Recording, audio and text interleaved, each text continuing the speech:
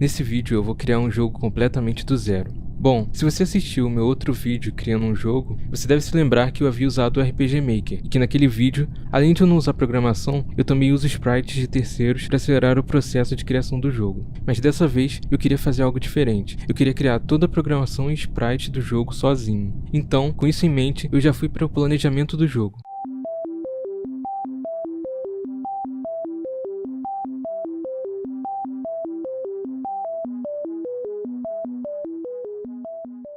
Bom, como eu queria fazer um projeto que fosse capaz de terminar em pouco tempo, spoiler, eu terminei em 26 horas mais ou menos, decidi fazer um jogo que fosse simples, mas que também fosse divertido. Então eu escolhi fazer um jogo de plataforma como os clássicos Super Mario e Sonic the Hedgehog. Eu acabei começando às 5 da manhã.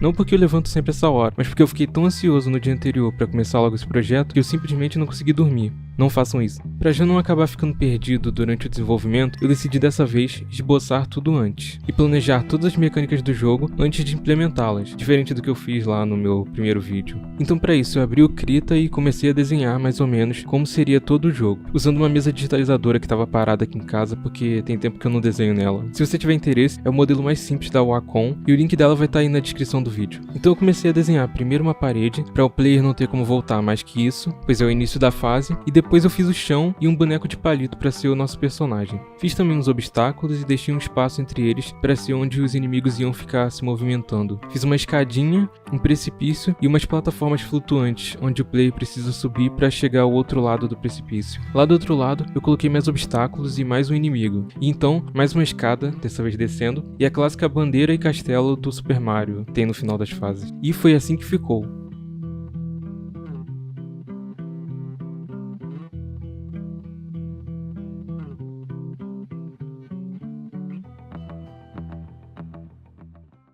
Então depois que já estava tudo decidido, eu já fui abrindo a Godot e fazendo as configurações básicas como o nome do jogo e a resolução, para então finalmente começar a pôr a mão na massa.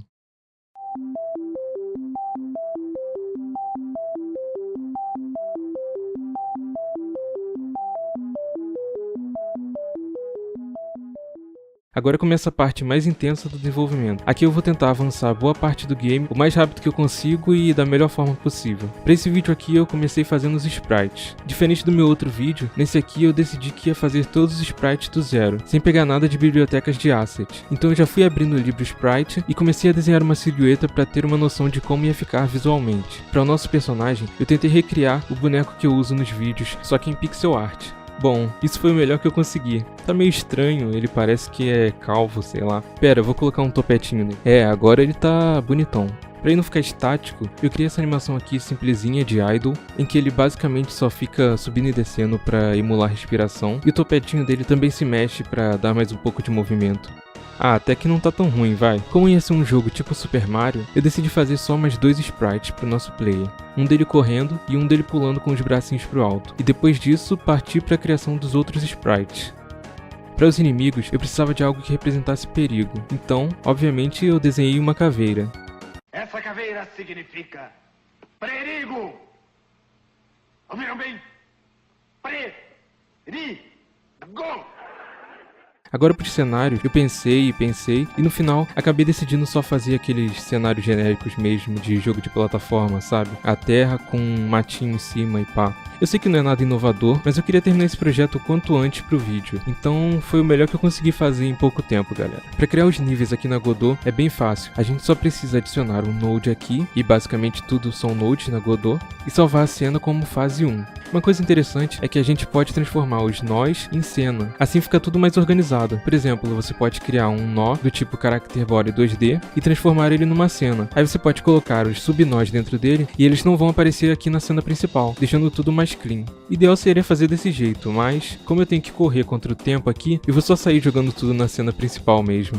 Você deve ter percebido que tem uma exclamação aqui no nó do nosso player. Isso acontece porque um nó do tipo Character Body 2D, a gente ainda precisa adicionar um Collision Shape, que é basicamente o que vai indicar ao nosso player que ele está colidindo com algo. E quando aparecer outra exclamação, é só a gente colocar o Sprite 2D, que é basicamente a parte gráfica do nosso player. com tudo adicionado no lugar certo, você deve ter percebido que todos os erros sumiram. Então nós finalmente chegamos na programação. Eu decidi começar pela movimentação do player, porque, sei lá, eu sempre faço desse jeito. Então eu adicionei um script no nó do player, clicando nesse ícone de papiro aqui. É bem fácil adicionar script na Godot. E então eu cliquei no papiro, pelo menos eu acho que isso é um papiro, e a Godot abre pra gente essa tela onde nós vamos colocar os códigos do player. Ela já cria automaticamente essas duas funções pra gente, que são basicamente essa o que vai ser executado uma vez, e essa outra aqui, o que vai ficar sendo executado toda hora em loop. Então, por exemplo, se eu mandar escrever aqui Hello World, isso vai ser executado apenas uma vez. Já se eu mandar imprimir dentro dessa função aqui, você pode ver que ele fica imprimindo isso várias vezes. No caso, eu vou mudar essa função process para uma physics process, porque eu acho melhor, já que vamos trabalhar com física, e ela é mais precisa. Pelo menos, eu acho que é isso a diferença. Agora vamos declarar no topo da página as variáveis que nós vamos usar. Eu vou criar uma para velocidade do player, uma para força de pulo, e mais uma aqui para gravar a direção que o player está virado. Você vai entender melhor o que eu estou fazendo ao longo do vídeo. Por último, também vou criar uma aqui para gravidade. Agora eu vou fazer a gravidade funcionar. Para isso eu vou testar se não está no chão, a velocity no eixo Y, que eu não declarei, mas que já é interno da própria Godot, vai ser igual a gravidade, que essa sim é uma variável que eu declarei, vezes o delta, que explicando de maneira grosseira, é algo que vai deixar a movimentação um pouco mais suave. Já para fazer ele andar para o lado esquerdo, eu vou criar um outro if, então vai ficar se input.isActionPressed, abre parênteses, abre aspas, UI underline left, ou seja, verifica se ele está apertando a seta esquerda do teclado. Então se ele estiver, nós vamos fazer a variável direção, que nós declaramos lá em cima, receber -1. Então nós vamos fazer a velocity, dessa vez no eixo X, receber a variável direção, vezes a velocidade do player, que nós declaramos, vezes delta, que você já sabe o que é. Então dentro de um elif, vamos fazer a mesma coisa, trocando a direção de -1 para 1, para andar para a direita, e UI left para UI right, para dessa vez verificar se está apertando a seta direita do teclado. Também vamos fazer o pulo do nosso personagem. Para isso vamos criar um outro if, input.isActionJustPressed, abre parênteses, UI underline up, para verificar dessa vez se apertou a seta para cima do teclado. E do lado nós vamos colocar end is on floor, para verificar se está no chão. Assim nosso personagem só vai conseguir pular se estiver em contato com o chão. Isso vai evitar que, sei lá, ele saia voando por aí no cenário. No final, vamos colocar um else, para caso não esteja apertando nada. A velocity, no eixo X, vai receber 0, ou seja, ele fica parado. Bom, se a gente testar, você deve ter percebido que o nosso player cai num abismo. Para evitar isso, eu vou criar aqui um chão provisório, criando uma área 2D e adicionando a ela um Collision Shape 2D. Agora, se nós testarmos, pronto, o nosso personagem para de cair quando chega a esse chão invisível aqui. Eu não vou colocar nenhum sprite nesse chão, porque eu pretendo fazer o chão e o restante dos cenários usando Tile Maps e Tile Sets. Quem viu meu vídeo fazendo um jogo no RPG Maker já deve imaginar do que se trata essa ferramenta. E foi exatamente o que eu fiz logo em seguida. Fui montando o cenário, pintando as partes dele, e no final foi assim que ele ficou.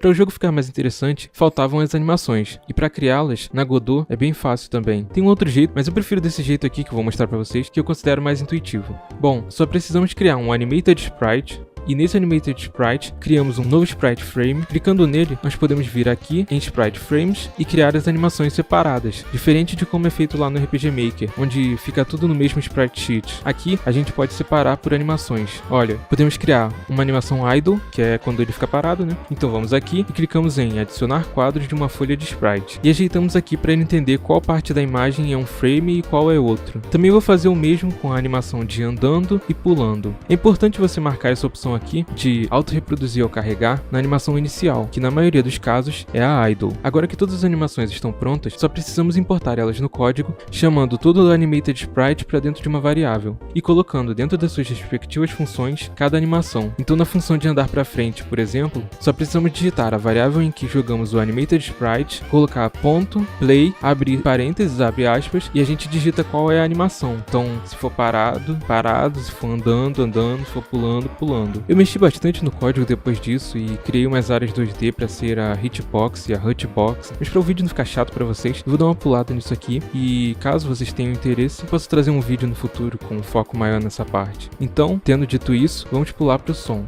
Eu trapacei um pouco aqui nessa parte porque eu não fiz os sons do jogo, eu basicamente usei de bibliotecas gratuitas, mas a parte sonora é a que eu menos domino, então eu espero que vocês me perdoem. Mas o que eu fiz foi basicamente achar um som pro pulo e um som pro inimigo levando dano e chamei lá nas funções de pulo e na parte do código que faz o inimigo morrer. Já pra música de fundo, eu fiz quase a mesma coisa, mas eu deixei ele iniciando automaticamente em vez de pôr pra dar play dentro de uma função. Eu tive alguns problemas, eu tava com muita dificuldade em certo momento na programação. Primeiro os inimigos não morriam de jeito nenhum, aí eu ia e corrigia e depois percebia que o player não tava morrendo, e aí eu consertei e achei que tava tudo funcionando, mas quando eu fui colocar mais inimigos caveiras, só o primeiro que funcionava e sério, foi um sofrimento essa parte. Na verdade, o título desse vídeo era pra ser "Fiz um jogo em apenas um dia", mas eu tava tendo tantos problemas pra fazer as coisas funcionarem bem, que eu acabei desistindo de fazer tudo em um único dia. Mas, o mais surpreendente é que no dia seguinte, em poucas horas eu resolvi tudo e ficou tudo funcionando perfeitamente. Muito provavelmente eu só tava com o cérebro zoado de ter ficado uma noite sem dormir.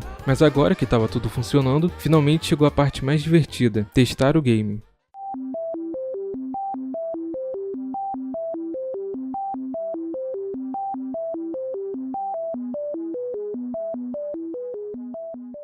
Beleza, vamos testar aqui o jogo.